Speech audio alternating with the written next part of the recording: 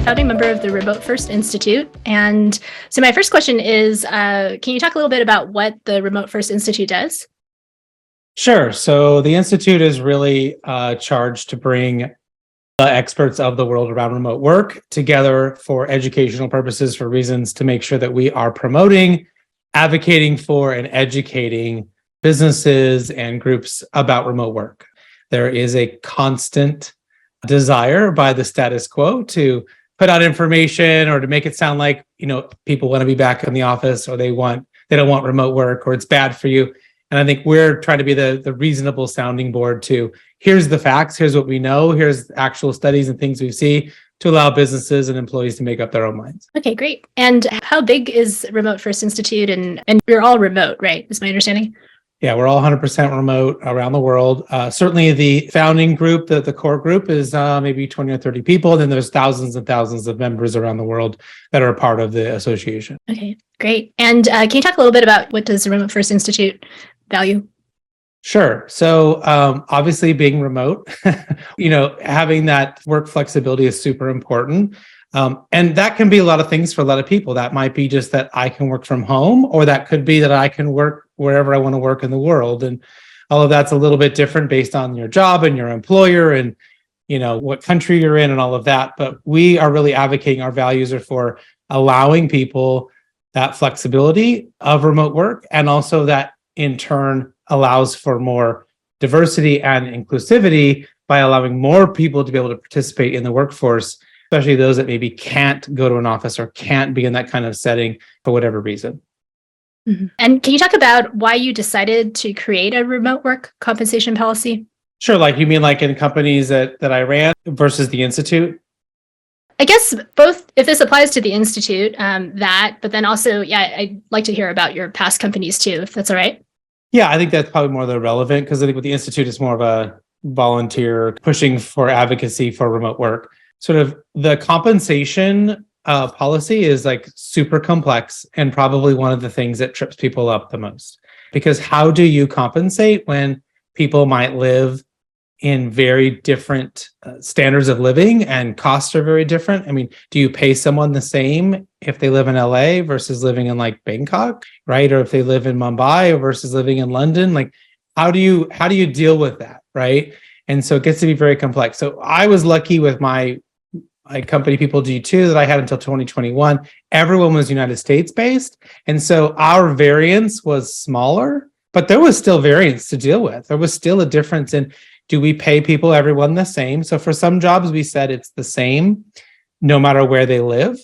And I think that really applied to people maybe under $100,000. Anyone who was sort of over 100, then it started to get more complex, where we really did look at cost of living. We looked at where they were, the types of things that they needed, in an attempt to be fair, right? We could never be equal, but could we make it fair for everyone based on where they lived and the different complexities that they had?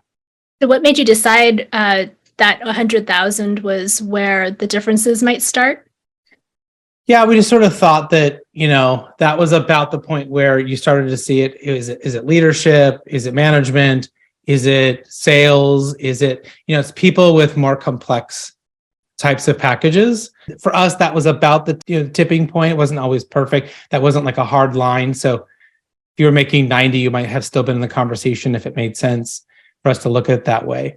The other part is, if you start to make money over a certain amount, then you're more likely to be able to afford a New York, an LA, a San Francisco, maybe a Miami, a place that it does cost more money. And so those types of people might have been more attracted to the places where things were more expensive as well.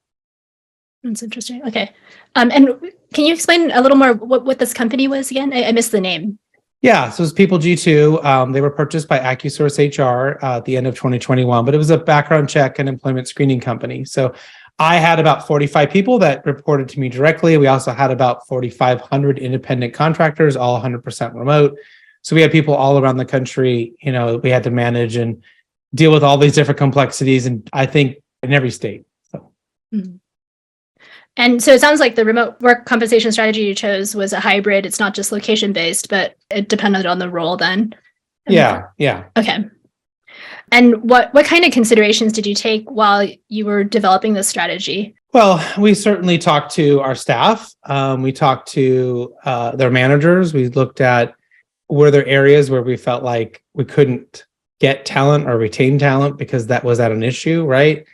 If I'm hiring someone in the middle of nowhere, in the middle of the United States somewhere, it generally didn't come up. It wasn't really an issue. You paid a good salary, you paid a good wage, they live where they live, they had low cost of living. It wasn't an issue. It became an issue when they were in big populous cities with lots of competition and high rents and high mortgages and high gas prices and driving to work and all that. And so that sort of something we just got forced, right? We got pushed into it we knew there were areas where we were not keeping the talent we wanted, or we weren't being competitive in the market. And so we had to be a little more creative. Do you think this has changed at all with sort of the increase of remote workers moving to rural areas, that now the employers are finding that they might need to be paying more for people in these areas? It did change, I think, during COVID and right after COVID. I would say as of today, the pendulum has swung back a little bit, where if they are allowing more work, but there's more people who know how to do it. And so they're still maybe hiring close to their office so they can come in if they want them to come in, even though they're going to let them work remote or remote most of the time. And so it's not like you had this giant exodus. You had some exodus, but it wasn't so big that that's now changing the paradigm of how you're thinking about it. Okay.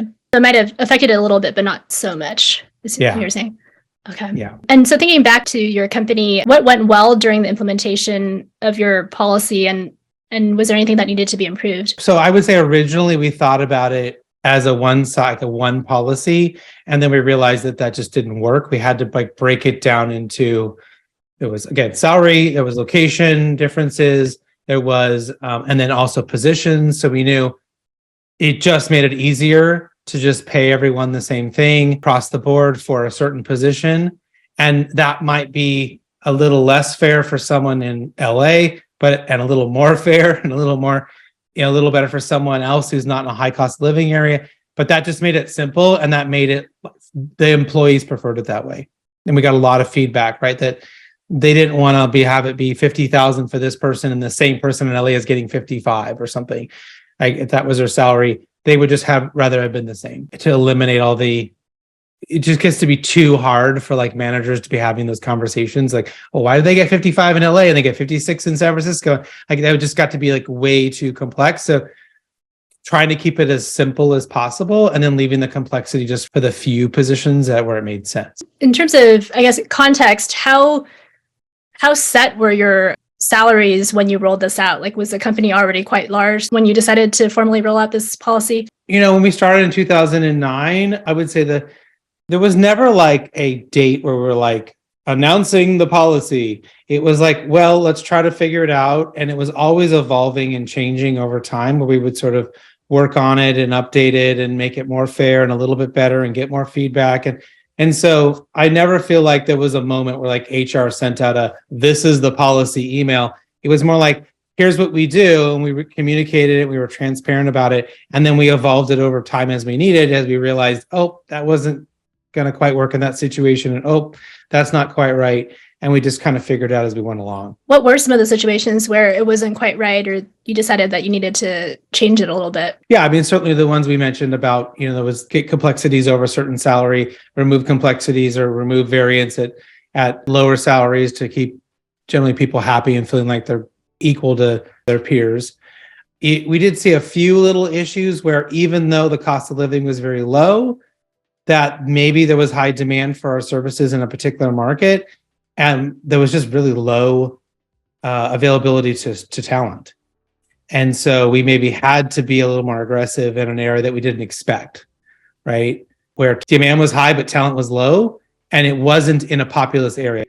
One big employer in a city, and we got the contract, and so they have really high demand, but there's not a lot of people. And so that allowed us to be really clever about getting other people. So some people had to be regional. Even though they were remote, they had to be regional because they had to go into courthouses in that particular place, in that county. They had to be, there. And so we couldn't just hire outside. I couldn't just go to another state or another city over and hire remotely. They had to be there. So dealing with some of those complexities was probably the thing we talked about the most. And so having gone through this whole process, are there any other takeaways or best practices that you learned from implementation that you'd want to share with other employers? Over communicate often, leave room for change and variance. So the only time people were mad at us is if we made absolutes and we made, these sort of this is the way it will be forever and we will never change it. And then if we had to change it, they were more mad that we said we weren't ever going to change it. So we were better by saying, this is what we have today, and we expect it could evolve at a later date based on new information or changes in the marketplace. And so this is our best foot forward today, and set our people up to the idea that it could and probably will change over time. We were much better off by being delivering that kind of message versus this is the policy, get behind it or get out, right? That I've seen a lot of companies do that, and then it's really, really damaging for really no reason, because if you have to change it, you're going to change it anyways, Was there anything else that you wanted to add or that I didn't ask that you wanted to cover? If you're struggling with an international, wildly different piece, definitely a good idea to look for some examples because they're out there. This is not a brand new problem. It's a pretty unique problem and fairly new to the world of business, but it's not the first time.